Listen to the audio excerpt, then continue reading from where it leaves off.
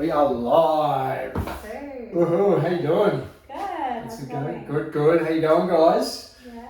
On the couch today with Sarah. A lot of people probably haven't met you, Sarah. Maybe not in person. No, not in person. But even a lot of the followers, like they might not have, got to know you and True. and actually know who you are. Yeah. So Sarah is our buyer's agent at Echo Property.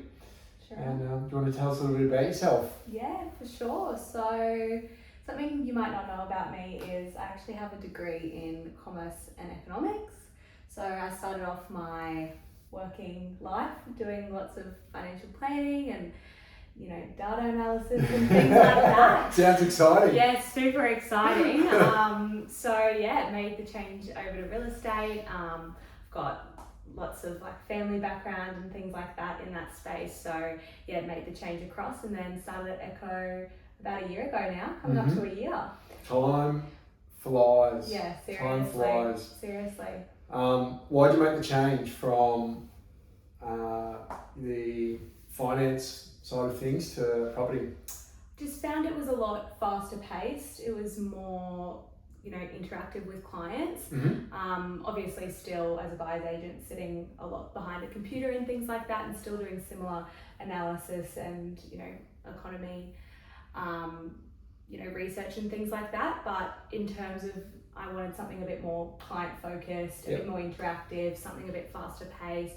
Obviously in financial planning, it's a lot of retirement plans and lots of long-term things. Strategy, I wanted something, I wanted something a bit, quicker. Yep.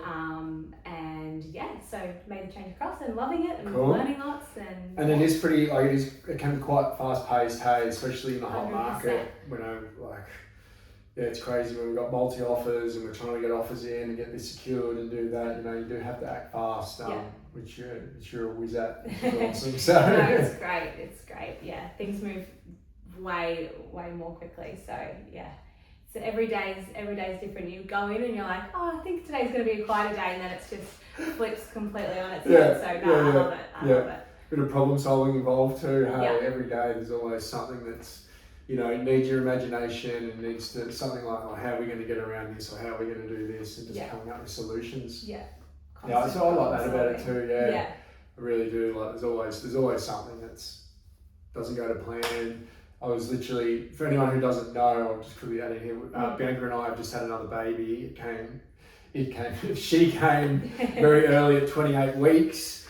And so it's definitely thrown us way off a little bit from what we had planned. So we've been a little quiet in the last couple of weeks on the socials, but we actually just got transferred from Brisbane back to the Sunshine Coast Hospital yesterday, which was awesome. So I'm stoked with that. But the reason I'm telling you that is we were driving up, I had my mum in the car with me, and I had Kai, our little toddler, in the back, and there was just phone calls as I was driving. There's just phone calls coming through, and there's just things that you just need to sort out. Just little problems. We'll do this, we'll do that. So it's just the way it is. It's the nature of the game. Yeah, 100%. No, that's good. Yeah, I enjoy the problem solving component of it too. So. Yeah. But I thought we would, guys, jump on and do a bit of a live. As I said, mentioned just previously, been a little quieter than normal on the social front, just with little Indigo. Her name is Little Indigo Summer, so she's doing really, really well. She's doing that well. They can't believe how well she's doing, that she's just breathing on her own. She's doing everything, and they've just transferred her up to Sunshine Coast so quickly. So it's been awesome. A little 2-week stint in Brisbane. Amazing. And back to the sunny coast. So we're back, and happy to be back. Happy to be back. It was actually crazy. We were away camping at the time, and they actually had to fly her. We're up at Bagara, which is just on the coast of Bundaberg, and they had to fly her from Royal Flying Doctor's plane. Flew up midnight, get her on the plane, get her down to Brisbane, gave birth the next day. It was hectic. So already after a week holiday, and the end of holiday, supposed to be back next week. No planning or anything. No, it definitely caught us off guard. But both Bianca and Little Indigo are doing absolutely awesome. So I just couldn't be more thankful for what it was, and how everything rolled out. We just couldn't have asked for any better like it couldn't have gone any better, you know. Yeah. Yeah. So I'm so grateful and so thankful that everyone's doing well and Yeah. it went the way it did. So Yes, that's great. awesome. Yeah. So we're back on track, and obviously lots happened in the last, well, really in the last 2 months, but then also in the last couple of weeks with the budget being released and everything. So I thought, let's jump on. Let's just give everyone a bit of an insight in what we're actually seeing in the market. I think there's a lot of, I do feel like there's a lot of fear out there at the moment with a lot of uncertainty. A lot of uncertainty, oil prices, interest rates going up. We've got the budget being released, which we'll talk about. And so a lot of people sort of sitting on the fence, which we'll talk about why I'm a big advocate for not sitting on the fence. I guess we'll just try and appease a few people's concerns around what's happening, and we'll work through it, hey? Yeah, for sure. Cool. So like I said, there are a lot of changes that have happened in the last couple of months. First one, I guess the major one is the war and and what's going on. So when that happened, like it was, I feel like it was things happened at a lot faster pace than the last like major event that we had, I guess, which was COVID. So when COVID came along, no one really knew what to expect. It was, was really new for everyone, and it was like, oh, what's going to happen here? No one really knew what sort of levers the government was going to pull and all that sort of stuff. And I think things happened a lot slower. Price increases and all that sort of stuff happened a lot slower. But in the case of Iran, like they were obviously also different. Like the COVID was we literally couldn't get materials, which from a supply and demand perspective pushed the price up on materials significantly. Whereas what's happening in Iran with the cost of diesel and the cost of fuel, it's happened quickly. Fuel prices happened and increased quite quickly, and therefore, like in terms of, I guess, the cost of building, we saw the cost of building go up a lot quicker than we saw during COVID. Would you agree with that? Yeah, 100%. Yeah, and I guess that happened. It was quite quick, but it happened because all the suppliers and everything were putting their prices. It wasn't just the builders were like, oh, let's jack our prices, but they were getting. Like I was on the phone to one of our main builders that we use quite regularly throughout that period, and they were just getting updated prices from suppliers and everything quite regularly, and putting fuel levies basically on their products. And so think about anything that needs to get manufactured or anything on site that needs to be delivered, which is pretty much like everything. Like you've got all your concrete, you've got all your frames, and, your stone, your bench tops, like everything needs to be delivered. So there was fuel levies going in on top of that, which was causing some price increases. And to be honest, they actually haven't moved as much as I thought they were going to move. Which has obviously been a good thing. Yeah, well, the builder's not putting a margin or anything on it, right? It's just coming straight from them. So at the time it was just a provisional sum in there for price increases. I think things have settled down a lot since let's call it 6 weeks ago or something like that, where everyone was like, oh, it was all crazy. Like things have settled down heaps, and I'm not hearing much about it. The one thing that I will say, and I said it at the time, is construction costs aren't coming down.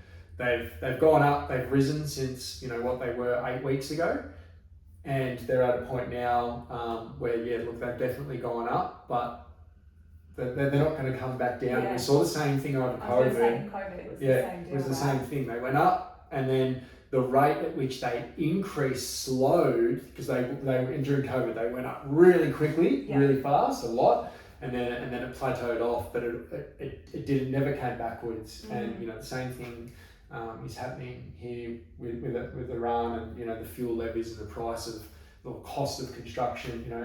It's gone up. Like I said, nowhere near as much as I thought it would have, but it's gone up, and that's where it's going to stay. It's not coming backwards. So I guess the core takeaway from that is the longer you wait to build something, the more it's going to cost. Just a bit of a takeaway from that that I've really noticed. interest rate increases. Yeah. So lots of people having to go back to their brokers and they want to get it reassessed, and obviously even just with the war, like something else I wanted to mention is buyers as well. It was just like this immediate news that, you know, cost of living is going to skyrocket, and obviously that makes buyers super concerned and weary as well. So I feel like there's been this, you know, continual you know, news that like the market's going to crash or that like property prices are going to go down, but yeah, it's kind of just been trudging along. Like maybe there's not as much buyer competition, especially like as of the last couple of weeks, which we'll get into when we speak about the budget, but yeah, people are definitely being more cautious from the buyer's perspective as well.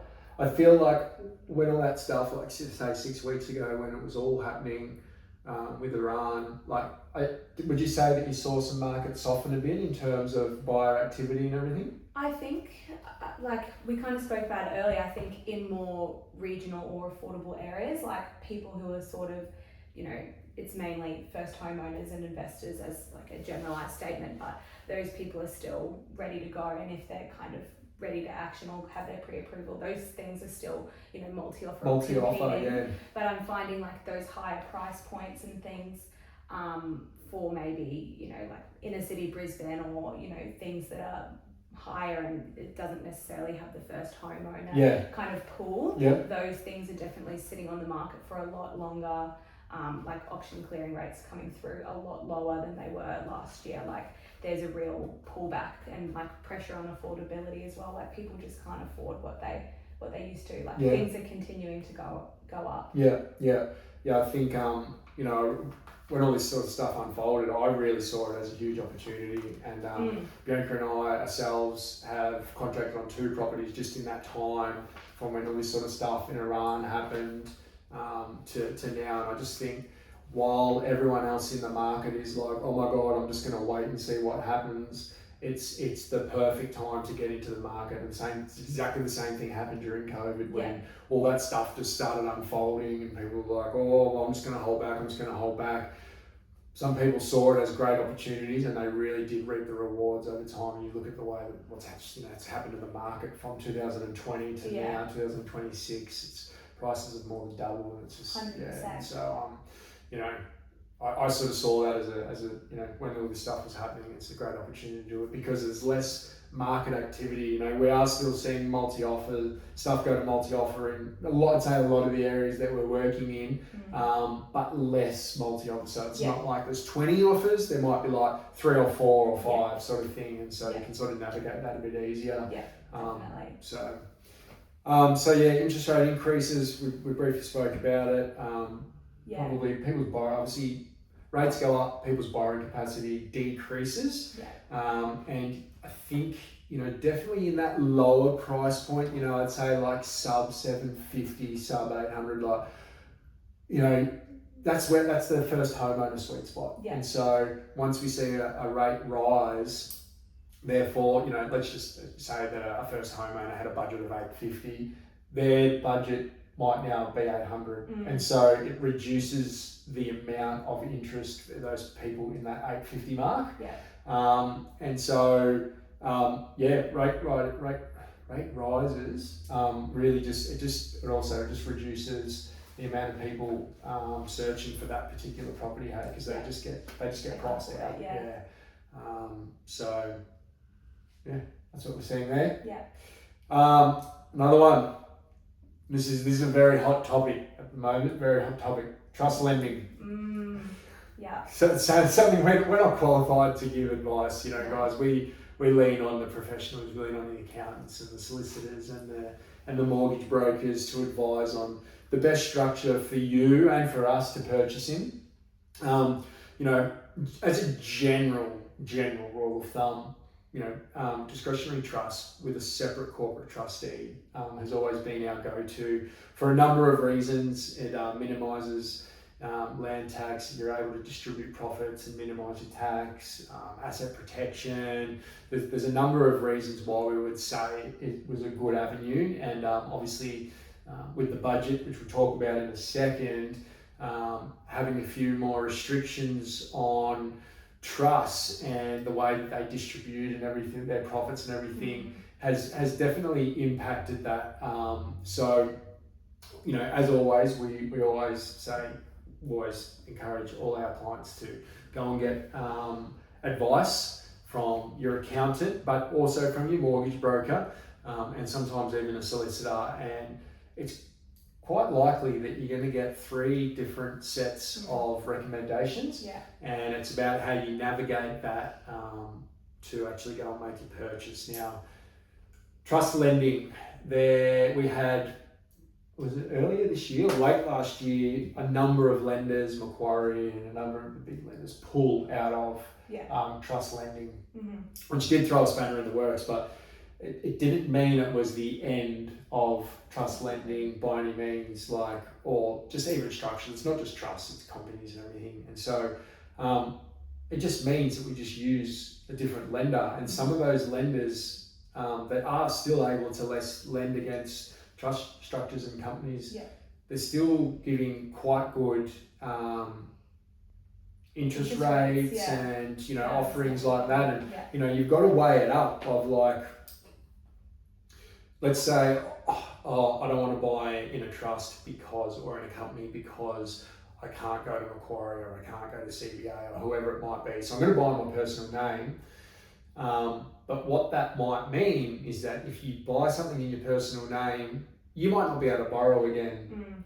So you might hit the servicing ceiling a lot sooner. There's also tax requirements and the tax outcomes of purchasing in your own name. You might be better off purchasing in a structure for that reason. And so getting the advice from those core 3 that I just mentioned is really, really important, and figuring out, trying to put the pieces together, which we can help with, to figure out what the actual best structure is for your circumstances to purchase in. The last 2 purchases that Bianca and I have made have been in companies, and that's purely been from a tax minimisation perspective, the way the business is structured and being able to utilise those profits and stay within a smaller tax environment. So we've purchased in companies, and so I'd say moving forward, we'll talk about the budget and trust in a second, but I would say for a lot of people, purchasing in a company moving forward is likely going to be the structure of choice. And like I said, for us, we were doing it before the budget came out, and that was purely from it was around a tax reasons and minimising tax. And for a lot of business owners, it might also be the best bet to purchase in a company as opposed to a trust, or doing it in your personal name. We'll talk about negative gearing, buying in your personal name in a second. But like I said, you need the advice. 100%. And I feel like it's really easy to, when you're specifically getting those assessments from your broker and things, like you might get one in a trust and one in your personal name. And while it may look good on paper, like the interest rates are a little bit better, I think really making it clear to those professionals and to yourself as well, if your goal is to build a portfolio, you're looking at it from same as we do when we're purchasing a specific asset for a client, you have a long-term strategy and what's going to be best, not just for this purchase, but for the next one and the next one after that. I think that's really important. Definitely, to pay 0.5% more to be able to actually have the ability to purchase in a structure, as opposed to paying 0.5% less to buy in your personal name, but then you cannot go and buy another one, or your land tax bill is significantly higher in your personal name because you hold too many assets. My take has always been structures where possible, but obviously this is not financial advice, and you need to go and seek financial advice for your personal circumstances, guys, so that we can assist and we can point you in the right direction, but ultimately you do need that advice from those professionals who is able to give that advice. So the trust lending, I think it did when it did change, when these the bigger banks pulled out of it. It did it did throw a bit of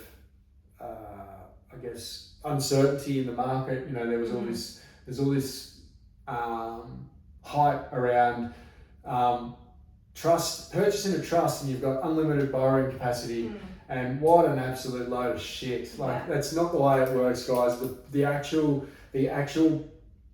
property itself, it needs to be performing and self-servicing in order to actually utilise that. I won't call it unlimited borrowing capacity because it's not the case, but it definitely does help. And a normal house earning a 4% yield or whatever isn't going to help you. That's not going to help you from a lending perspective, because if it's not servicing itself and covering all its costs, you can't exclude it. If you want to do it properly and not dodgy, you can't exclude it from future borrowing. So mortgage brokers know that. It did throw a bit of things in a bit of turmoil there and trying to I guess help clients. Hey, what's your long-term goal here? Cool. Yeah, we want to be able to go to Macquarie, but we can go with XYZ lender.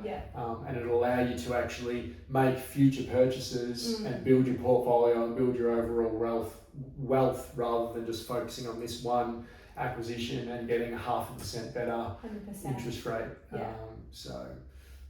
I think focusing more on the broader picture, and the actual goal. Yeah, and also just as a client or when you're using us, like leading on us, you don't know what you don't know. Yeah. And I think even a lot of brokers that we use like externally are super weary of getting into that space because they know things are constantly changing and like it's going to be a lot harder potentially on their end and on the client's end.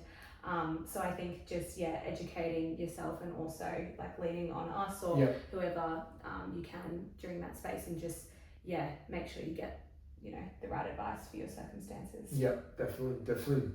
All right, and we'll quickly move on to the budget. Well, what a lot of hype around this budget. Look, there's a lot of stuff in there, guys, that I'd have to say I don't think it's what they put down is fantastic. None of it's law yet. It's all got to be passed, so it's just talk at the moment. It's some of it isn't great. I think first and foremost, let's talk about negative gearing firstly. And so they're obviously changing the negative gearing around established properties. So why anyone would want a negative gearing anyway in the first place is absolutely beyond me. It affects your lifestyle, and it affects your lifestyle because you have to be putting money into that property each and every week. And I'll give you an example. If the property is negatively geared, say $10,000 a year, you are therefore in the negative $10,000. And when it comes time to do your tax, and if let's just say you're on a 30% tax rate, you'll get $3,000, circa just over $3,000 back in your tax return. So you go, cool. Hey, I've made $3,000. Bullshit, you've just lost $7 or $6,700. So you're out of pocket $6,700 to make $3,300. It makes absolutely no sense. So the whole idea of negative gearing, and also, guys, by doing that, you're also in a negative. It also negatively impacts your servicing. So if you're wanting to build a portfolio, having too many negatively geared properties in your portfolio stops you in your tracks. It means you can no longer borrow to buy more property.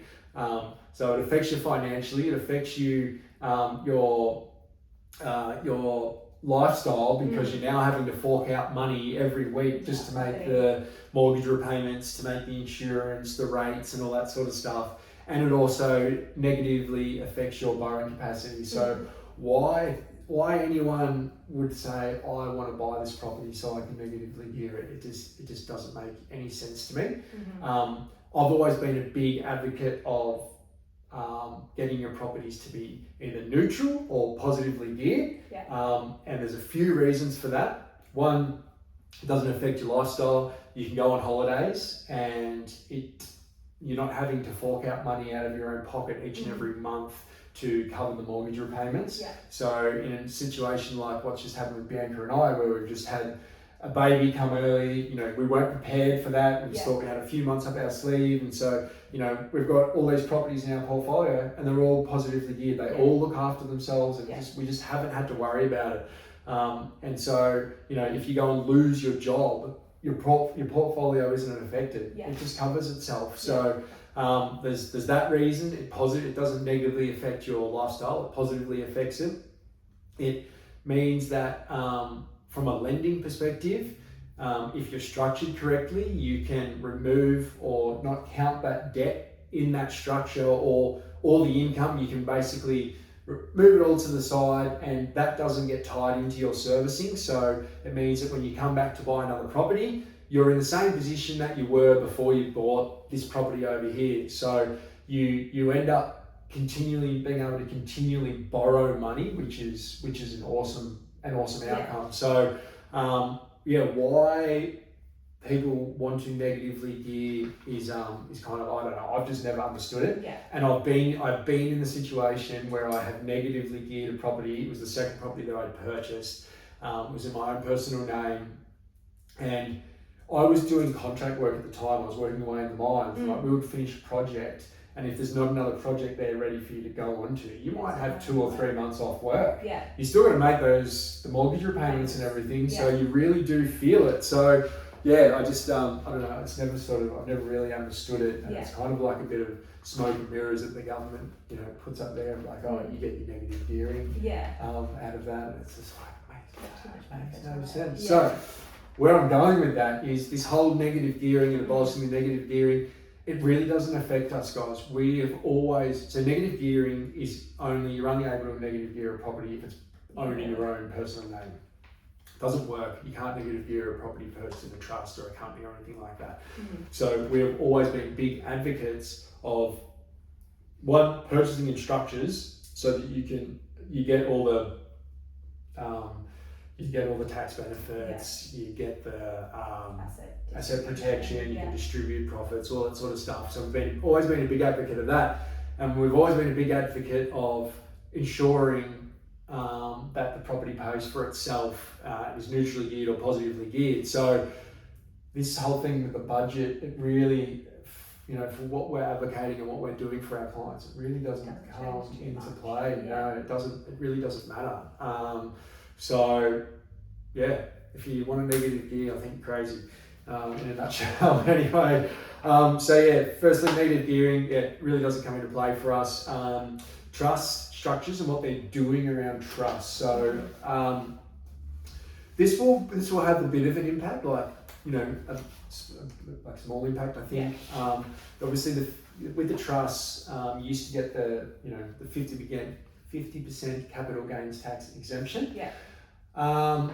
So they're removing that only for existing properties. You still get you get to choose 50% if you buy land and do a new build. You still get the option there of whether you want to apply the 50% capital gains tax exemption or the indexation method. So it'll just be at the time if you build new, and at the time if you ever did want to sell. Not that I'm a big advocate of selling either. I like to hold on to property and reap the rewards over time of the growth. But if you did want to sell, it would just be at the time. You would just work it out with your accountant. Hey, from a tax perspective, which option am I better off financially at the time? So that's for new builds, which we do a lot of, both duplexes and rooming houses.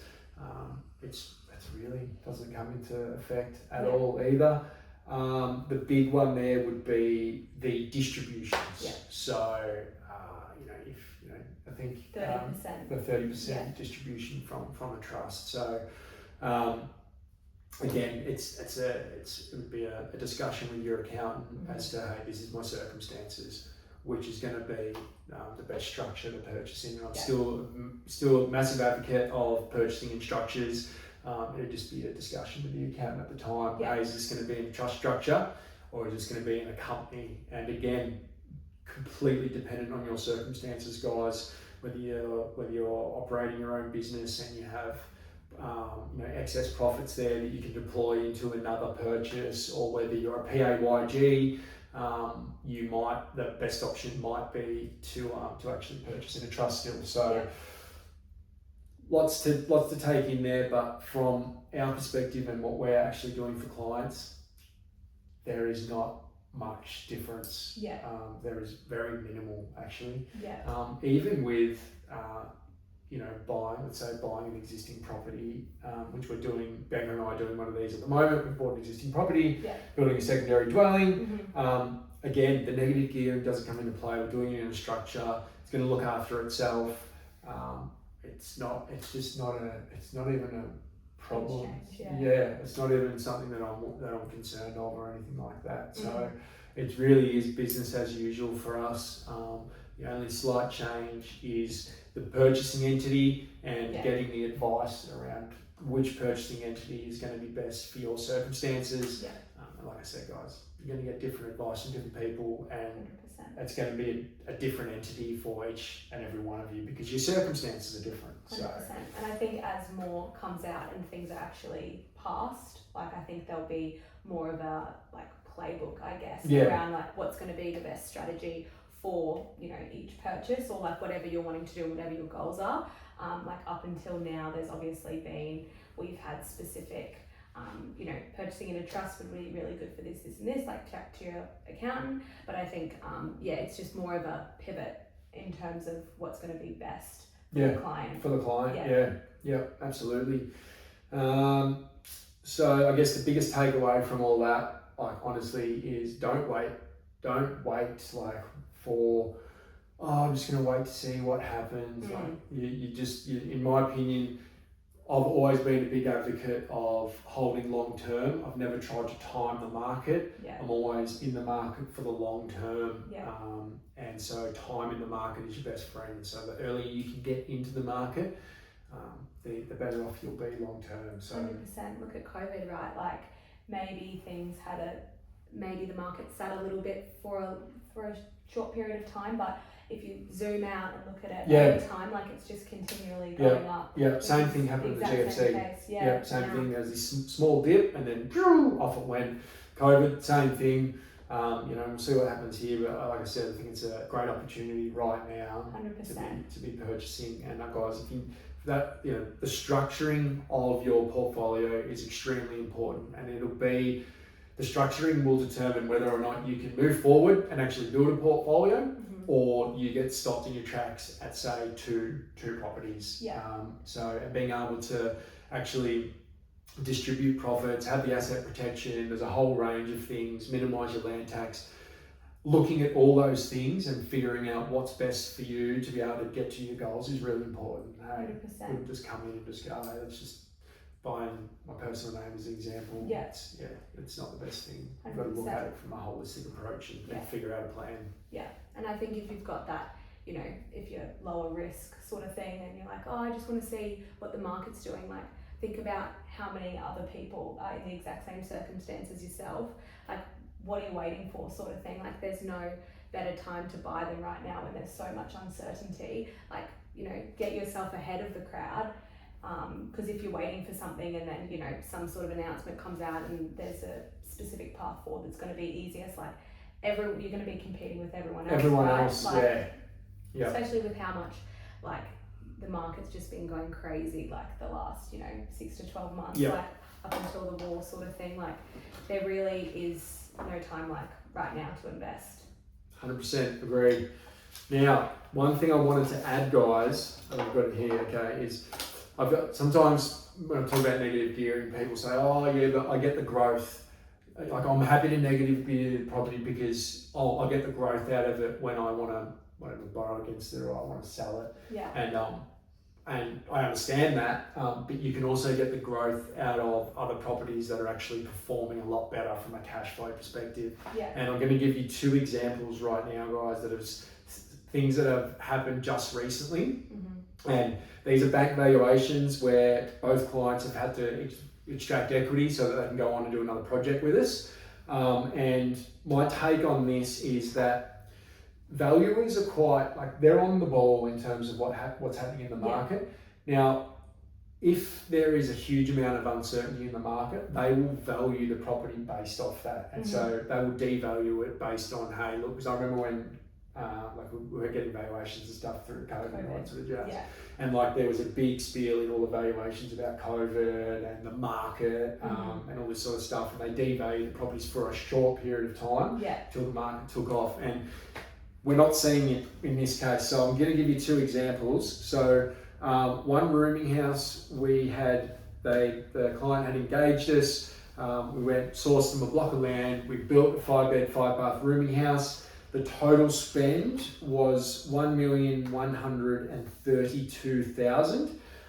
At the end of the build, once it was fully completed, they had actually sourced another property in the meantime, and they actually asked us to help them build another rooming house. It's actually up in Noosa, very bougie.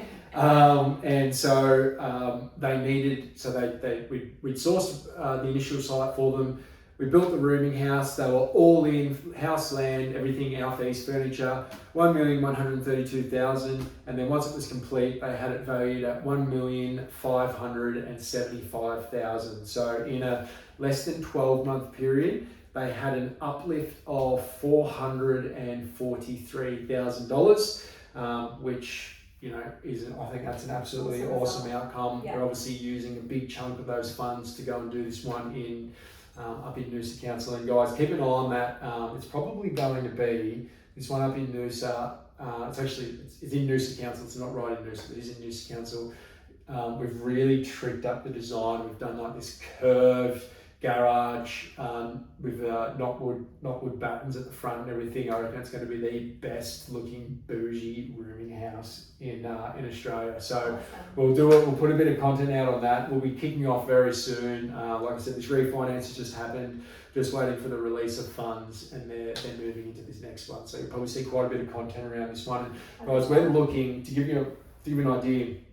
Up in that area, it's such limited land available, and there's very, very, very limited affordable accommodation. So we're looking at like mid-5s, I reckon, close to mid-5s per room. So while we're having a higher spend on the land and we're spending a bit more on the build, they're going to get a really, really good outcome from a rental perspective, and 100%. It's going to cover itself. And like, I don't know how many other properties in Noosa Council is going to be able to cover itself. So it's you might get like maybe a 2% return or something in Noosa from a house. You know what I mean? So pretty crazy the numbers. And keep an eye on that one, guys. We'll put a bit of stuff out about it, but it's. For anyone who has a higher budget, something like that, would be absolutely schmick. So guys, $443,000 of equity uplift in 12 months, I think is a really, really good outcome, and it just goes to show that you don't need to be buying negatively geared properties in order to be able to actually get some growth out of the property. We manufactured that growth by doing what we developed for them, the rooming house, and getting the rental income that they're getting. I think they're getting between $450 and $470. I think it's $452, I think, on average for the 5 rooms they're getting. So we forecast $400 a week. We're getting on average $452. So awesome. Good $250 a week extra, more than what we forecast, which is awesome. And also a cheeky little $443,000 of equity uplift in the process, which is a pretty good outcome. So that was one example of not needing negative gearing to actually get growth. And then do you want to talk about this one in North Brisbane? Yeah, for sure. So this client spent, $1.215 mil. So 1,215,000. And then the valuation, so he got it valued about 7 months after completion. So that was 1,525,000.